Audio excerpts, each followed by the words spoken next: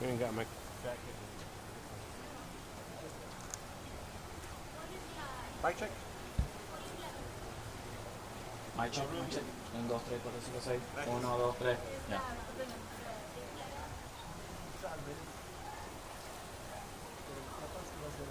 El señor. El jefe de que le falta pelo. De gavilanes. De gavilanes, eso.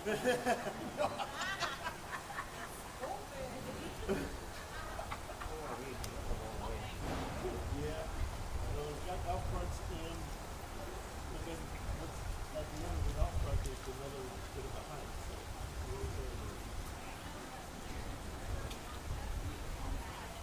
no wagon. Or take your wagon and chase the boat.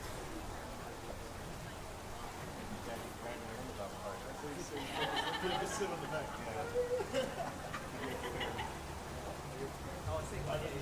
My wheels are not big. Starts at 5 and goes up to pretty good for the new way.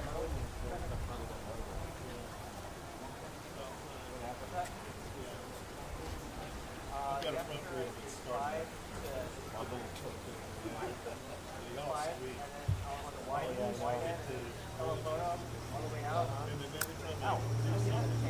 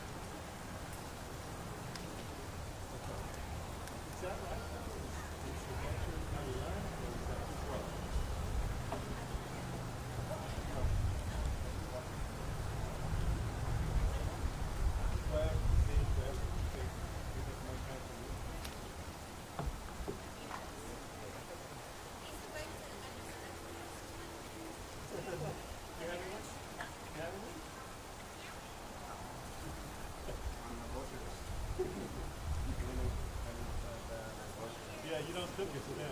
They like it raw. It's more of a sushi.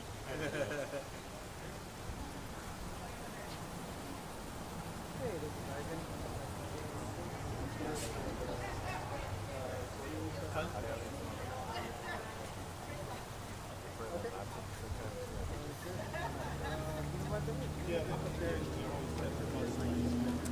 Or they're on the phone, or they're talking.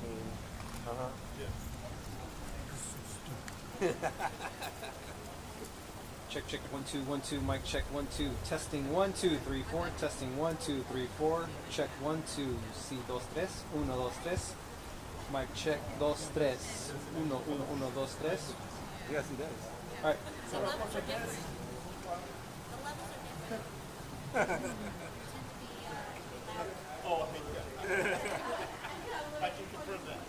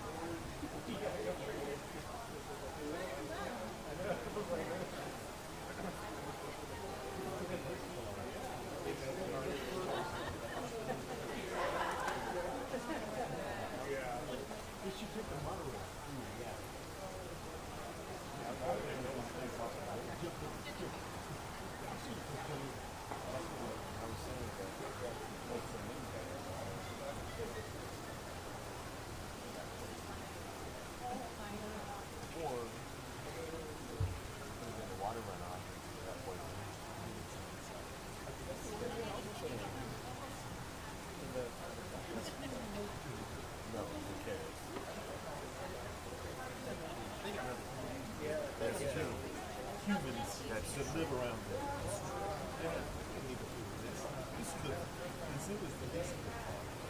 The zoo is where they come to relax.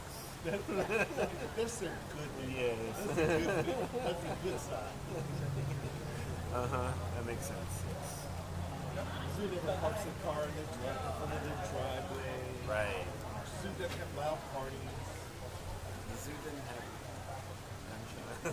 Yeah. Yeah. Little random places. You're right. Although there is a smell, though. You know? Yeah, occasional smell, depending on which way the wind's blowing.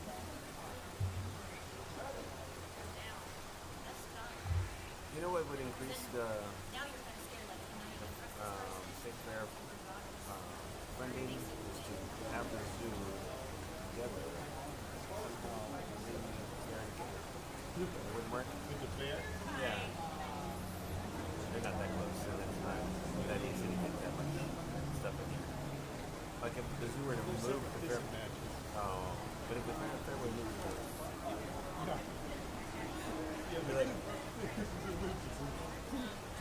they just built this bridge. I mean, they just improved the. They're about to make some dough. Oh yeah, the deck park. That's one of the reasons why. Remember when we, like, remember that very much? The way it was before. Oh.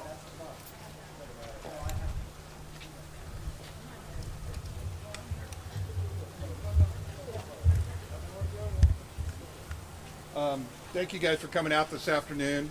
My name is Greg Hudson. I'm the president and CEO of the Dallas Zoo. We wanted to give an update on an animal death we reported over the weekend. On Saturday morning, our animal care team discovered one of our lappet-faced vultures dead in its habitat. As is our normal procedure, our vet team conducted a gross necropsy, our version of an animal autopsy, on the bird to try and determine the cause of death. What we found was deemed to be very suspicious, which pointed to this not being a natural death. So, given the recent events that have happened here at the zoo, the clouded leopard in particular from last Friday, and the suspicious nature of this animal's death, we alerted DPD. The DPD team was here on Saturday to examine the bird and its habitat and the surrounding areas.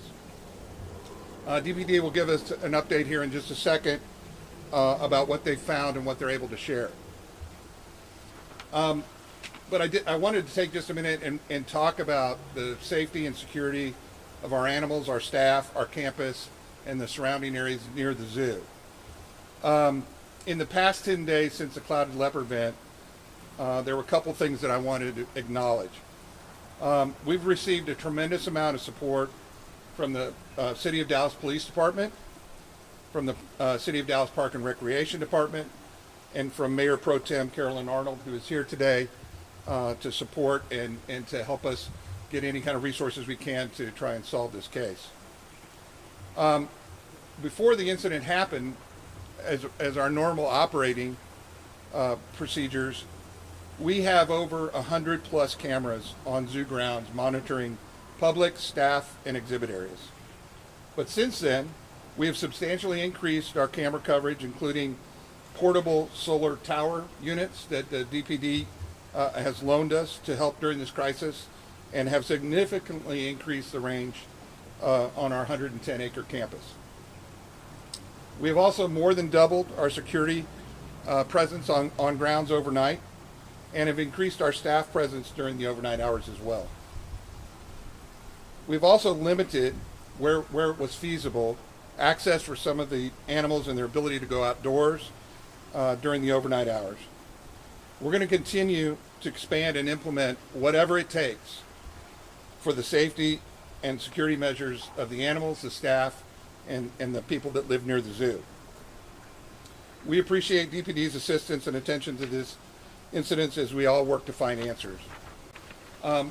We're beginning to cast a very wide net and bringing in additional resources. And Kristen Lohman, who's with DPD, will give you an update on that in just a second.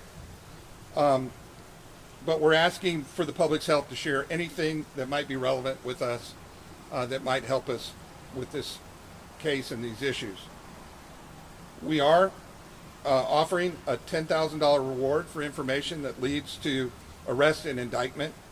How to get that information to us, Kristen will go over that here in just a second. So I'd like to have Kristen come up, turn the mic over to her, and let her go over DPD and those contact info. Kristen.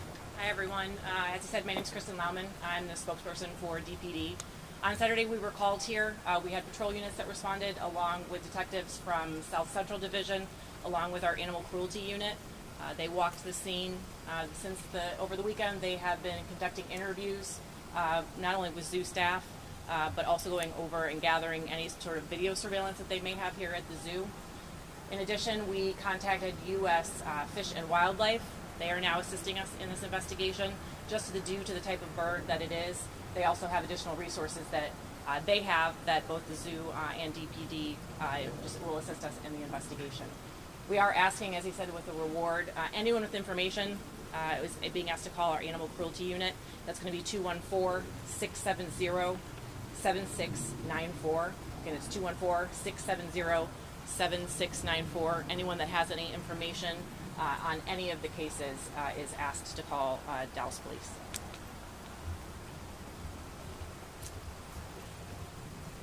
Good afternoon. My name is Harrison Adele. I'm the zoo's Executive Vice President for Animal Care and Conservation, and I wanted to share a little bit more about the bird specifically. Deaths are always difficult, given how close our animal care teams are with the animals, but this one is particularly challenging for a couple of different reasons. Obviously, this is an endangered species, which makes him all the more important to long-term sustainability of the vulture population. And we're also really disturbed by the idea that someone might have intentionally done this. Pin was a male lappet-faced vulture. He was at least 35 years old, but may have been older. He lived here at Dallas Zoo for 33 years, and a lot of our teams had worked closely with him for all of that time. Pin was one of 4 lappet-faced vultures here at Dallas Zoo. 3 birds remain here at Dallas. And Pin was a beloved member of the bird department. A lot of people knew him very well, having worked with him for so long. He sired 11 offspring here at Dallas Zoo, and those kids have gone on to live at the Albuquerque Biopark, Zoo Atlanta, Jacksonville Zoo, Cincinnati Zoo, and one of his offspring still lives here at Dallas. Pin's first grandkid hatched in early 2020. She now lives at Maryland Zoo in Baltimore. A little bit about the species themselves, since they sometimes are overlooked. Vultures are often known as nature's cleanup crew. They play a critical role in consuming dead animals, and ridding the natural world of potentially deadly diseases. According to the International Union for Conservation of Nature, lappet-faced vultures are considered endangered, but there's a really good chance that they move to critically endangered in the future. More importantly, this is a species that could potentially go extinct in our lifetime. There are only about 6,500 individuals of this species left on Earth, and the population is rapidly declining in the wild. With only 27 individual lappet-faced vultures in U.S. zoos and only 41 in zoos outside of the U.S. and Europe and Middle East, every individual matters. As I mentioned, this is a species that's incredibly important to us here at Dallas Zoo. We are involved in managing the Association of Zoos and Aquariums Species Survival Plan for lappet-faced vultures, which is hosted here at Dallas Zoo and helps to sustain the population in AZA-accredited institutions. I think we're glad to take a few questions. I'll welcome Greg back to answer some of those questions for you, and we'll stay around for a few minutes. Sir, at this point, are you guys thinking, this could be an inside job, either a disgruntled current or former employee? Everything is under suspect at this point. Internal, external, we're looking at every single option. Obviously, we can't go into much detail about that because it is an ongoing investigation, but everything is being looked at. Can you expand on the condition of the bird? You said that it was evident that there were unnatural causes. Could you expand it to what specifically that was or what condition it was? Because of the ongoing investigation, we're really not at liberty to talk about the specifics of that at this point. But whatever the case may be with this suspect or suspects, what can you tell us about the fact that they're clearly going after the zoo and very vulnerable parts of it? Yeah, it can't defend itself. For me personally,